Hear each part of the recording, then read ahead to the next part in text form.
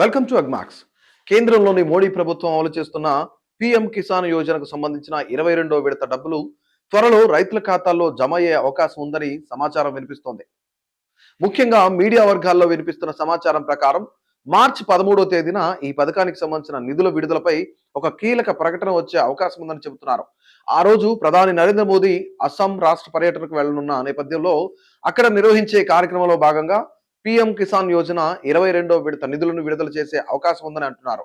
అయితే దీనిపై ఇప్పటి వరకు కేంద్ర ప్రభుత్వం నుంచి ఎలాంటి అధికారిక ప్రకటన వెలువడలేదు.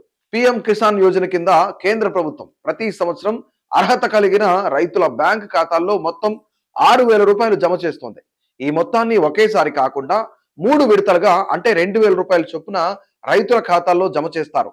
రైతులకు సాగు ఖర్చుల సమయంలో కొంత ఆర్థిక సాయం అందించాలనే ఉద్దేశంతో ఈ పథకాన్ని అమలు చేస్తున్నారు. సాధారణంగా ప్రతి సంవత్సరం ఫిబ్రవరి నెలలోనే ఒక విడత డబ్బులు రైతుల ఖాతాల్లో జమ అవుతుంటాయి. కానీ ఈసారి ఇప్పటికే 2 నెలలు గడిచిపోయినా ఈ డబ్బులు ఇంకా రైతుల ఖాతాల్లో పడలేదు. అందుకే చాలా మంది రైతులు ఈ విడత కోసం ఎదురు చూస్తున్నారు. మార్చి నెల ప్రారంభమైనప్పటికీ స్పష్టమైన సమాచారం లేకపోవడంతో రైతుల్లో కొంత ఆందోళన కూడా కనిపిస్తోంది. అయితే పీఎం కిసాన్ యోజన 22వ విడత డబ్బులు పొందాలంటే రైతులు కొన్ని ముఖ్యమైన పనులు తప్పనిసరిగా పూర్తి చేసి ఉండాలి. అవేంటంటే ముఖ్యంగా ఈకేవైసీ ప్రక్రియ పూర్తి చేయాలి. అలాగే రైతులకు ఫార్మర్ ఐడి ఉండాలి. అదేవిధంగా బ్యాంక్ ఖాతా ఆధార్ కార్డుతో లింక్ అయి ఉండాలి. ఈ వివరాలు అన్ని సరిగ్గా ఉన్నప్పుడే పథకం కింద వచ్చే డబ్బులు రైతుల ఖాతాల్లో జమ అవుతాయి. ఈకేవైసీ పూర్తి చేయని రైతులకు ఈ డబ్బులు రావు.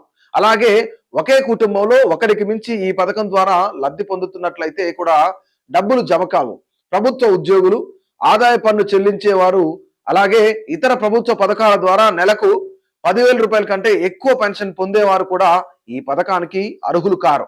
అందువల్ల పీఎం కిసాన్ యోజన 22వ విడత డబ్బులు రైతుల ఖాతాల్లో పడాలంటే ముందుగా చేయాల్సిన ముఖ్యమైన పని ఈకేవైసీ పూర్తి చేయడం అని నిపుణులు చెబుతున్నారు.